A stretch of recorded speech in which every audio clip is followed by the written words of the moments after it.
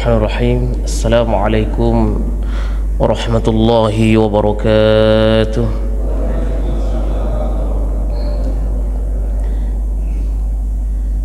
Innal hamdalillah nahmaduhu wa nasta'inuhu wa nastaghfiruhu wa nastahdihi wa na'udzu billahi min shururi anfusina wa sayyiati a'malina. من يهده الله فلا مضل له ومن يضلله فلا هادي له أشهد أن لا إله إلا الله وحده لا شريك له وأشهد أن محمدا عبده ورسوله لا نبي بعده اللهم صل على محمد وعلى آله وأصحابه ومن تبعهم بإحسان إلى يوم الدين أما بعد فيا عباد الله أوصيكم وإياي نفسي بتقوى الله فقد فاز المتقون. معاشر المسlimin, jamaah salat maghrib, sama-sama kita dimuliakan Allah Subhanahu wa taala. Pertama-tama mari kita panjatkan puji syukur kita kepada Allah Subhanahu wa taala yang senantiasa melimpahkan rahmatnya kepada kita. Mudah-mudahan Allah mencatat kita sebagai hamba-hamba yang terus-menerus bersyukur kepadanya. Tak lupa jemaah sekalian, kita haturkan salawat beserta salam kepada Nabi kita Muhammad sallallahu alaihi wasallam yang telah berjuang untuk agama ini beserta sahabat-sahabat beliau. Mudah-mudahan kita dikumpulkan bersama Nabi kita Muhammad sallallahu alaihi wasallam. Kaum muslimin rahimakumullah, kita akan mengkaji satu bab di dalam hadis kitab Riyadhus Shalihin karya Al-Imam An-Nawawi rahimahullah, bab Al-Wiqar Was-Sakinah. Wiqar Was-Sakinah. Wiqar itu adalah hidup dengan penuh karismatik dan juga sakinah. Adapun sakinah ini adalah tenang. Sakinah. Allah Subhanahu wa taala berfirman di dalam surah Al-Furqan ayat 63, A'udzu billahi minasy syaithanir rajim. Wa ibadur rahmanil ladzina yamshuna 'alal ardi hauna wa idza khatabahumul jahiluna qalu salama والذين يبيتون لربهم سجدا وقياما والذين يقولون ربنا اصرف عنا عذاب جهنم إن عذابها كان غراما إنها ساءت مستقرا ومقاما والذين إذا أنفقوا لم يسرفوا. Kaum muslimin rahimakumullah, ayat ini berbicara tentang hamba-hamba Allah Subhanahu wa taala, ibadur rahman, hamba-hamba ar-rahman. Mudah-mudahan kita termasuk di kalangan hamba-hambanya yang Allah Subhanahu wa taala akui sebagai ibadur rahman. Cirinya, kata Allah Subhanahu wa taala, hamba Allah itu adalah orang-orang yang berjalan, alladzina yamshuna 'alal ardi hauna, orang-orang yang berjalan di atas muka bumi dengan rendah hati, haunan. Wa idza khatabahumul jahiluna qalu salama, apabila orang-orang jahil menyapa mereka, mereka mengucapkan kata-kata yang mengandung keselamatan. Juga cirinya jemaah sekalian, walladzina yabituna li rabbihim sujjadaw wa qiyama, yaitu mereka ini melalui malam-malam hari mereka dengan bersujud, berdiri untuk Tuhan mereka. Ini ciri orang-orang ibadur rahman. Kemudian apabila dia ini berdoa kepada Allah, dia akan berkata, oh Tuhanku, Rabbana srif anna adzab jahannam, oh Tuhan kami, jauhkanlah azab jahannam dari kami, sesungguhnya azabnya itu adalah kebinasaan yang kekal. Kaum muslimin rahimakumullah, Al-Muallif yaitu Al-Imam An-Nawawi rahimahullah, ia menyatakan bab wiqar dan sakinah ini, maksud dari al-wiqar hay'atun yattasifu bihal abdu yakunu waquran. Hay'atun yattasifu bihal abdu, yaitu satu kondisi di mana seseorang tersebut menundukkan pandangannya, kemudian tenang dan juga memelankan suara. Selanjutnya bihaitsu idza ra'ahu may yara'u, apabila orang-orang yang waqur ini, nah tadi orang yang tenang, kemudian suaranya ini tidak suara yang besar, kata ulama itu, kemudian menundukkan pandangannya. Idza ra'ahu may yarahu yahtarimu wa yu'azzimu. Kalau orang ini memandang orang tersebut, kalau kita memandangnya ini, maka kita akan menghormati orangnya itu. Kita akan melihatnya itu, orang itu penuh dengan karisma, artinya waqur. Namun sakinah, adapun sakinah ini adamul haraka al-katsira wa adamut tashi, bal yakunu sakinan fi qalbihi wa jawarihi wa fi maqalihi. Sakinah ini artinya gerakannya tenang, menjauhkan perbuatannya dari perbuatan sia-sia, tidak banyak dalam ucapannya tersebut, tidak ucapan yang mengandung sesuatu yang sia-sia dalam ucapannya. Nah, orang-orang seperti ini disebutkan dalam Al-Quran bahwa apabila wa idza khatabahumul jahilun, kalau dia berjalan di atas muka bumi ini berjalan dengan tenang. Kemudian kalau ada orang-orang jahil, orang jahil ini adalah orang yang tidak mengerti agama, akhlaknya tidak baik, begitu, menyapanya dengan sapaan yang kebencian atau ada cacian, ejekan, maka dia idza khatabal jahiluna qalu salama, dia akan mengucapkan salama, selamat. Selamat ini maksudnya adalah yaquluna qawlan yuslimuna bihi min syarrihim wa laysa al-ma'na annahum yaquluna assalam, balil ma'na annahu idza khatamahumul jahilu qalu yaslim min syarri. Jadi dia ini ketika ada orang jahil menyapanya, dia tidak membalas dengan balasan yang berlebihan. Kalaupun dia membalasnya itu boleh, yudafi'uhu billatihi ahsan, jadi dia menjawabnya dengan jawaban yang bijak, yang baik. Kalaupun dia ini tidak mau membalasnya, mungkin tidak apa-apa. Jadi tidak apa-apa kalau misalkan dia diam, itu mungkin jauh lebih baik apabila dibalasnya. Sebab sebagian orang-orang jahil ini muskil, kata ulama. Orang jahil ini tak mengerti agama, akhlaknya pun tak dijaga. Kalau kita berdebat dengan orang itu, atau kita ucapkan dengan ucapan, mungkin kita ingin membalasnya, tapi dia berlebihan di dalam membalas tersebut, dia akan berlebihan, macam-macam yang akan diucapkannya. Bisa seluruh kebun binatang itu keluar semua, karena orang jahil tersebut. Lebih baik kita ini diam saja. Nah, orang yang disebutkan ibadur rahman, orang-orang hamba Allah itu, apabila ada orang jahil seperti itu, dia akan mengucapkan dengan ucapan yang bijak atau diam saja. Sebagaimana dulu Nabi SAW, kita pernah mendengar ceritanya, ada Yahudi, sekelompok Yahudi ini melewati Nabi SAW. Nah, Yahudi itu mengatakan Assalamualaikum, Assalamualaikum. Jadi Yahudi ini mengatakan assam ini racun dalam bahasanya, atau terlaknat engkau wahai Muhammad, binasa engkau wahai Muhammad. Jadi kalau kita yang ucapan seperti itu, ucapan-ucapan bahasa-bahasa kita yang sehari-hari ini, yang masyarakat kita, mungkin kita akan balas gak? Mungkin kita akan berlebihan membalasnya. Tapi Rasulullah SAW mengatakan wa'alaikum, katanya, wa'alaikum, kalian juga. Itu ya. Kemudian mungkin Aisyah radhiyallahu anha tak mendengar ucapan Rasulullah. Aisyah mengatakan, tadi Aisyah itu membela Nabi dan mengatakan assalamualaikum wal la'nah wa ghadiballahu alaikum. Kata Aisyah, nah terlaknat kalian, binasalah kalian, Allah murka terhadap kalian. Rasulullah mengatakan, ya Aisyah mahlan, wahai Aisyah pelan-pelan saja, wahai Masya santai saja, tak usah membalas seperti itu.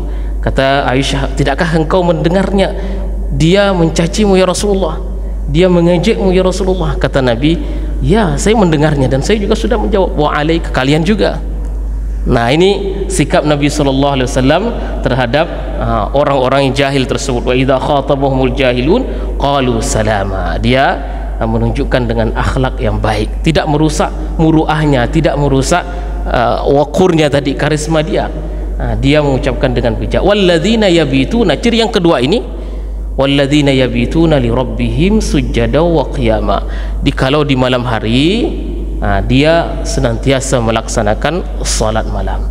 Dia habiskan malam-malamnya tersebut dengan berdiri melaksanakan qiyamul lail. Kalau kita lihat Nabi kita sallallahu alaihi wasallam, beliau sepanjang hidup beliau ini tidak ada beliau sedikit pun meninggalkan salat malam.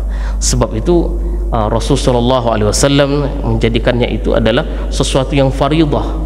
Salat malam itu kewajiban, menjadi wajib bagi beliau. Tapi kalau kita nafilatan laka, nafilah ini artinya sunnah bagi kita, tapi salat malam itu sunnah yang ditekankan, sunnah muakkadah, sunnah yang sangat ditekankan. Wabil khusus salat witir. Salat witir ini seminimalnya 1 rakaat kata ulama, minimal 1 rakaat.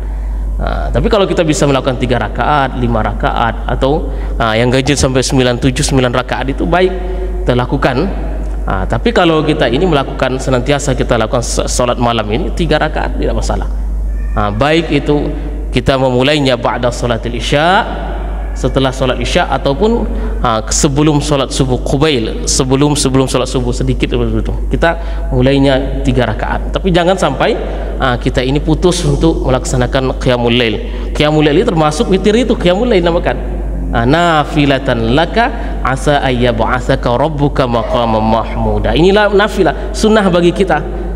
Di mana kata Allah Subhanahu wa taala menjanjikan asa rabbuka. Asa ini pasti bagi Allah, bukan artinya asa ini adalah mudah-mudahan, tapi pasti Allah Subhanahu wa taala ayyab'atsaka maqaman mahmuda. Allah Subhanahu wa taala akan mengangkatmu, akan membangkitkanmu, mengangkatmu di tempat yang mahmud, maqaman mahmuda, tempat yang terpuji. Nah, ini qiyamul lail ini kata Rasul sallallahu alaihi wasallam, alaikum biqiyamil lail. Hendaklah kalian ini melaksanakan salat malam, karena itu da'bus salihin qablakum, merupakan kebiasaan orang-orang saleh sebelum kita ini. Ia pun mendekatkan kalian kepada Rabb kalian. Sebab salat malam ini adalah salat yang antara kita saja jemaah sekalian, antara kita dengan Allah Subhanahu wa taala, tidak ada yang lain. Kita ingin bermunajat di situ, kita ingin mengadu kepada Allah segala masalah-masalah kita itu ketika sepertiga malam. Nah, pada saat sepertiga malam itu, kata dalam hadis al-Qudsi, Rasulullah SAW bersabda, yanzilu Rabbuna tabaraka wa ta'ala hina yabqa thuluthul lailil akhir. Jadi Allah Subhanahu wa taala turun ke langit dunia itu ketika sisa sepertiga malam itu. Kemudian Allah Subhanahu wa taala itu, Allah menunggu siapa mereka ini yang berdoa kepada Allah Subhanahu wa taala, siapa yang mereka ini yang minta istighfar, yang meminta ampun kepada Allah. Segala dosa-dosanya itu akan diampuni oleh Allah Subhanahu wa taala, karena pada malam itu adalah malam mubarak. Setiap malam itu, setiap malam Allah Subhanahu wa taala akan menunggu hambanya, hal min taibin, adakah yang ingin bertaubat. Sebab dalam sebuah hadis itu mengatakan, yudnal mu'min yaumal qiyamah min rabbi hatta yadha' kanafahu alaihi, bahwasanya orang mukmin itu akan didekatkan kepada Rabbnya hingga Allah Subhanahu wa taala menaunginya di atasnya, kemudian menetapkan dosa-dosa kepada hamba tersebut. Jadi Allah Subhanahu wa taala di saat manusia ini mengambil pertanggungjawabannya di hadapan Allah, maka Allah memperlihatkan, fa amma man utiya kitabahu biyamini fasawfa yuhasabu hisaban yasira, ditampakkan seluruh dosa-dosanya itu, setiap detik per detik, menit per menit, kapan dia melakukan dosa itu Allah tampakkan. Wahai fulan, engkau melakukan ini, ata'rifu dzanbaka, engkau tahu tidak dosa kamu ini pada jam ini, pada hari ini, siang atau malam, disebutkan semuanya itu. Maka hamba tersebut mengatakan, ya Rabb a'rifuhu, ya Tuhanku saya tahu itu semuanya, itu saya kenal. Maka kalau dihisap satu persatu itu, maka pastilah kita akan termasuk di kalangan orang-orang yang sangat menderita sekali. Namun Allah Subhanahu wa taala, disebabkan kita di malam hari itu banyak kita istighfar, banyak kita meminta ampun kepada Allah Subhanahu wa taala, dosa-dosa yang tadi itu Allah Subhanahu wa taala ampuni. Allah Subhanahu wa taala katanya, Allah mengatakan, dulu saya menutupi dosa-dosamu ketika di dunia dan saya sekarang akan mengampuni dosa-dosa tersebut. Maka kaum muslimin, ciri-ciri ibadur rahman juga sesuai dengan apa kata Allah Subhanahu wa taala di dalam surat As-Sajdah.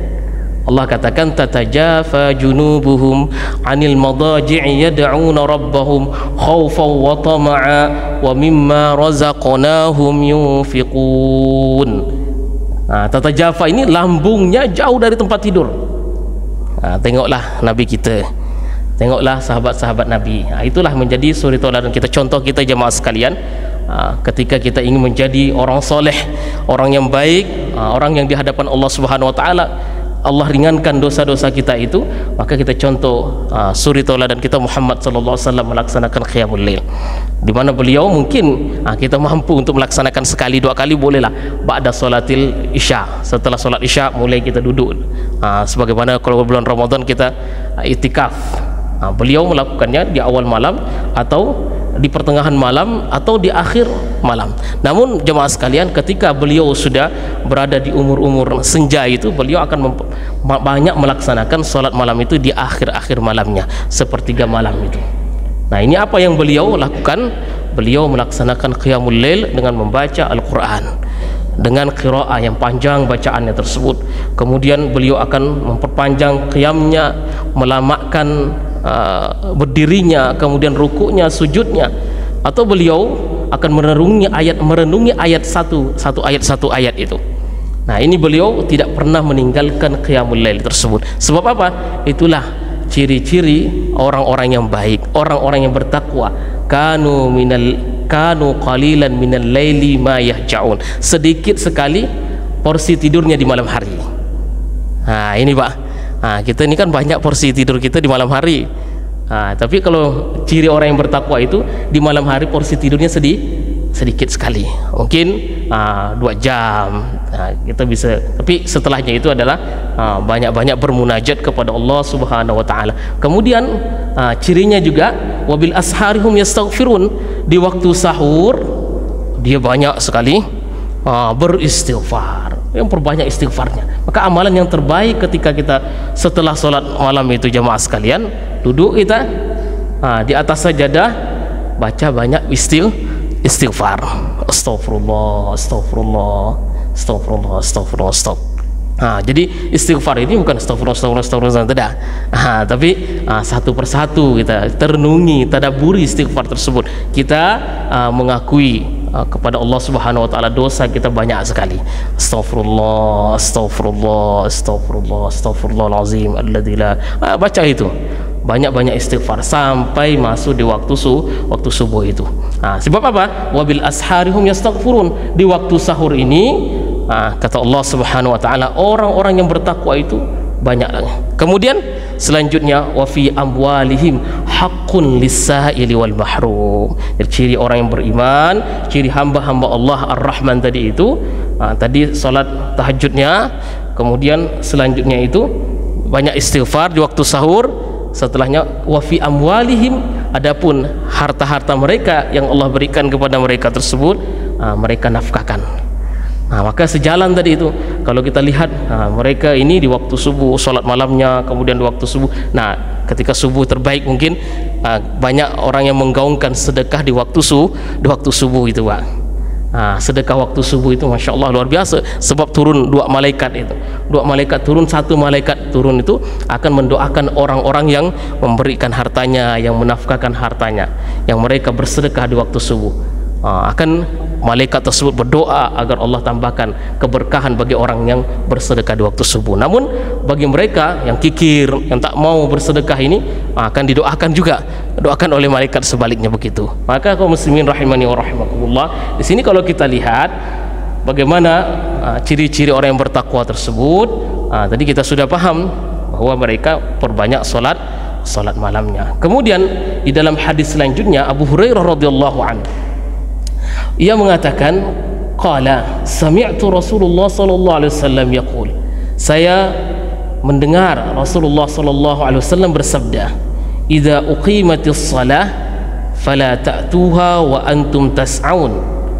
wa'tuha wa antum tamshun wa 'alaikum bis sakinati fama adraktum fasallu wa ma fatakum fa'atimu. Muttafaqun alaihi. Zada Muslim fi riwayatin fa inna ahadakum idza kana ya'midu ila shalah fa huwa fi salatin. Ya Abu Hurairah radhiyallahu an, dia meriwayatkan mendengar dari Nabi sallallahu alaihi wasallam mengatakan, apabila idza uqimatis shalah, apabila salat telah dikumandangkan. Ini apabila idza uqimat, salat itu telah ditegakkan, didirikan, udah qomat dah ini. Fala ta'tuha wa antum tas'aun. Jadi janganlah kalian ini mendatangi salat tersebut dengan kondisi kita berlari, terburu-buru. Banyak kita ini kaum muslimin kalau solat itu sudah ruku, mau ruku imamnya ini, maka dia berlari, ada yang berlari itu. Maka di sini Nabi SAW mengatakan, fala ta'tuha wa antum tas'aun. Jangan kamu mendatanginya dalam kondisi kamu terburu-buru. Wa'tuha wa antum tamshun. Datanglah ke solat tersebut dalam kondisi engkau berjalan. Kemudian wa'alaikumus sakinah, hendaklah kalian ini dengan tenang mendatangi solat tersebut. Fama adraktum fasallu, apa yang kau dapatkan di situ, imam ni dapatnya kalian itu ruku, ya rukulah. Kalau imamnya itu sujud, maka kita pun ikut sujud di situ. Kalau kita mendapatkan dia berdiri, ya berdiri, seperti itu. Maka jangan kita buru-buru atau jangan sampai berlari. Ada satu riwayat itu menyebutkan sahabat bernama Abi Bakrah. Rasulullah SAW tengah ruku, nah dia masih di belakang pintu. Nah kemudian ketika melihat Rasulullah ruku, dia pun ruku di pintu itu. Ruku dia di belakang pintu itu. Kemudian setelah itu Rasulullah SAW bangun, dia pun masuk ke dalam shop itu. Tapi Rasulullah mendengar suara gerasa gerusuhnya itu. Kata Nabi SAW, manis sa'i, siapa tadi yang buru-buru tadi, yang suaranya ini, kata Nabi. Kemudian Abu Bakar mengatakan, saya ya Rasulullah. Kata Nabi, la ta'adu, jangan lagi kamu ulangi seperti itu. Maka kalau engkau mendatangi solat, hendaklah engkau mendatangi dengan penuh sakinah, penuh dengan ketenangan. Maka jemaah sekalian, di sini tujuannya maklum. Maka minal ma'lum anna shalah ya akidun arkanul Islam, kata kita tahu bahwa yang namanya salat ini adalah sangat penting bagi kita ini. Jangan sampai ada yang meremehkan masalah salat, bahkan mendatangi salat saja diatur itu. Dengan pakaian yang rapi, dengan sopan santun, dengan kemudian wangi-wangian. Sebab ada orang yang ini tidak menghormati, tidak mentakzimkan, tidak memuliakan solat tersebut. Datang ke masjid Allah Subhanahu Wa Taala dengan pakaian yang pakai kaos misalnya, Pak ya. Kemudian gambarnya itu gambar pemain-pemain sepak bola, ya kan. Kalau dia misalnya tiba-tiba datang singgah ke masjid kita solat, ya mungkin tak ada masalah. Tapi misalnya dari rumah pakai baju-baju seperti itu, ini tidaklah menghormati. Wa may yu'azzim sya'airallah fa innaha min taqwal qulub. Ini termasuk kata Imam Nawawi, ia masukkan ini, barang siapa yang mentakzimkan, yang menghormati, memuliakan syiar Allah. Nah solat itu termasuk syiar yang paling agung sekali. Maka kalau kita datang ke masjid ini dengan pakaian yang baik, pakaian yang rapi, kita saja kalau mau bertemu dengan atasan, ketemu dengan orang yang kita hormati, kita persiapkan jauh-jauh hari ini, Pak. Kita pakai dengan pakaian yang bagus-bagus, yang baik-baik, wangi-wangi kita pakai. Apalagi kita mau bertemu dengan zat yang menciptakan kita, zat yang memberikan kita rezeki, zat yang memberikan kita segala-galanya. Maka kita gunakanlah itu, kita perbaikilah cara kita mendatangi sholat tersebut. Maka di sini Nabi SAW kalau mendatangi sholat, datang dengan tenang, dengan hati. Jangan sampai memang tubuhnya tenang tapi hatinya kemana-mana. Ini kan banyak seperti itu. Kita ini tenang datangnya, tapi hati kita masih di rumah, hati kita masih tempat kerja, hati kita masih di mana-mana itu. Maka dua-duanya, maka disebutkan al-waqur was sakinah. Waqur ini disebutkan hatinya tenang. Sakinah gerakannya tenang. Dua-duanya harus sama. Jangan tadi itu sebutkan bahwa orang-orang munafik, ciri orang munafik zaman Rasulullah SAW, qamu kusala yura'unan nas wa la yadhkurunallaha illa qalila. Orang-orang munafik, Abdullah bin Ubay bin Salul, dia itu kalau bersama Nabi salat dia. Orang-orang munafik zaman Rasulullah banyak sekali. Hanya Rasulullah dan sahabat Abu Huzaifah bin Yaman yang tahu itu sahabat ini munafik ini tahu dia. Bukan sahabat, orang-orang munafik itu tahu dia. Tunjuk-tunjuk ini tahu. Hanya Rasulullah dengan Huzaifah pada saat itu. Nah, ikut sholat bersama Nabi, tapi tubuhnya bersama Nabi, hatinya jauh sekali. Maka di sini kita khusyuk, itu anggota tubuh kita juga khusyuk, kemudian hati kita juga khusyuk. Maka kaum muslimin rahimani wa rahimakumullah. Namun di sini ada ikhtilaf para ulama itu. Khilaf kalangan para ulama. Seandainya solat ini sudah ditegakkan, kemudian sudah qomat, muadzin sudah qomat, apakah kita ini santai-santai ya, gitu kan? Atau kita bolehlah kita berjalan tapi dengan jalan yang sewajarnya kita. Maka di sini sebagian para ulama menyebutkan tetap harus sakinah, tetap harus tenang saja. Sebagaimana kata Nabi, kalau engkau mendapatkan imam dalam kondisi ruku, ya ruku. Kalau sujud, ya sujud. Tapi ada juga yang menyatakan bahwa ya harus kita segera menuju sholat tersebut. Segera, sebab apa? Dalam firman Allah Subhanahu Wa Taala, fastabiqul khairan, falidzalika falyatanafasil mutanafisun. Itu kalau dalam masalah akhirat, masalah ibadah, ya kita harus berlomba-lomba, cepat-cepat. Jangan kita memperlambat diri. Maka di sini ada jalan tengahnya katanya. Ya bolehlah berjalan, berlari yang ringan-ringan, yang wajarnya saja. Boleh seperti itu. Maka kaum muslimin rahimani wa rahimakumullah, kita lihat di sini tujuan dari itu adalah sebenarnya Nabi SAW menginginkan kita ini mengagungkan masalah sholat tersebut. Kita datang sholat dalam kondisi yang khusyuk. Sebagian para ulama termasuk Ibnu Hajar Al-Asqalani dalam kitab Bulughul Maram, mungkin bapak-bapak yang ini belajar masalah Bulughul Maram fikihnya, beliau meletakkan di situ satu pembahasan al-hathu 'alal khusyuk fis shalah, yaitu anjuran untuk khusyuk dalam sholat ini. Sebab khusyuk dalam sholat itu tak ada pelatihan. Sebenarnya pelatihan khusyuk dalam sholat itu pengaruhnya sedikit sekali sebenarnya. Tapi yang paling penting khusyuk dalam sholat, Rasulullah SAW membocorkan bagaimana sholat yang khusyuk itu seperti apa. Kemudian juga Al-Quran mengatakan wasta'inu bis sabri was salah wa innaha lakabiratun illa 'alal khashin. Minta pertolongan kepada Allah dengan sabar dan sholat, dan ini berat sekali kecuali bagi illa 'alal khashin, orang yang khusyuk. Siapakah orang khusyuk itu? Alladzina yadhunnuna annahum mulaqu rabbihim wa annahum ilaihi raji'un. Orang khusyuk itu adalah mereka yakin betul, yakin annahum yadhunnuna annahum mulaqu rabbihim, yakin dia akan bertemu dengan Tuhannya. Sebab apa? Kalau kita khusyuk, menghadirkan kekhusyuan dalam salat, inilah yang dinamakan al-ihsan. Apa itu ihsan? Dalam hadis Jibril itu sebutkan jemaah sekalian, panjang hadis tentang bagaimana Jibril bertanya tentang Islam, kemudian bertanya tentang iman, kemudian Jibril juga menyinggung, bertanya mal ihsan, apa itu ihsan? Rasulullah SAW menjawabnya, anta'budallah ka'annaka tarah, engkau menyembah Tuhanmu, anta'budallah, engkau menyembah Allah ka'annaka tarah, seolah-olah kita melihatnya. Ya, wa fa illam takun tarahu fa innahu yarak, jika kamu tidak melihatnya, fa innahu yarak, maka Allah melihat kalian. Maka di sini kata Nabi SAW dalam hadis yang lain mengatakan, salli salatal muwaddi'. Kalau ingin khusyuk itu, jadikan salat tersebut sebagai salat perpisahan bagi kita. Itulah mungkin ini terakhir salat kita. Setelah salat maghrib ini belum tentu kita bisa mendapatkan salat isya. Setelah salat isya belum tentu kita, mungkin salat isya itu salat penutupan bagi kita semua.